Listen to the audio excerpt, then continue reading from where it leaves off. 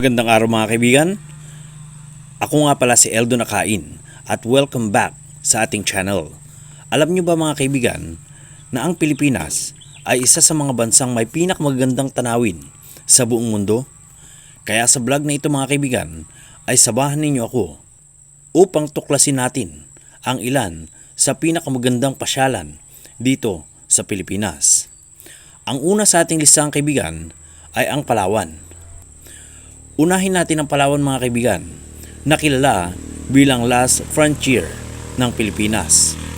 Makikita dito ang El Nido at Coron na may malinaw na dagat, matatayog na mga limestone cliffs at makukulay na coral reefs. Perfect ito para sa isang island hopping, snorkeling at diving. Ikalawa sa ating listahan kaibigan ay ang Boracay. Puti at pino ang mga buhangin dito sa lugar na ito. Ang Boracay ay sikat sa kanyang white beach. Dito mo mararanasan ang magandang sunset, masarap na pagkain at masayang nightlife.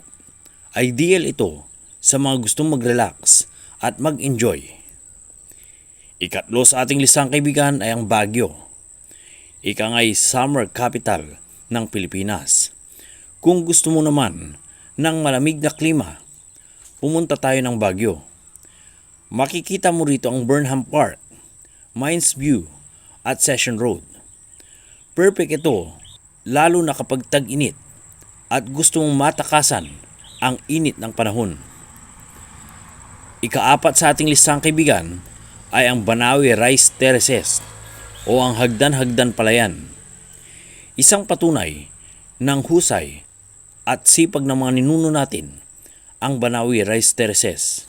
Mahigit 2,000 taon na ito inukit sa bundok na hanggang ngayon ay hinahangaan pa rin ng buong mundo. Ikalima sa ating listang kaibigan ay ang Siargao. Para naman sa mga adventurous, nandyan ang Siargao. Bukod sa surfing, pwede ka rin ditong mag-enjoy sa magpupungko, rock pools, island hopping, at tahimik na probinsyang vibes.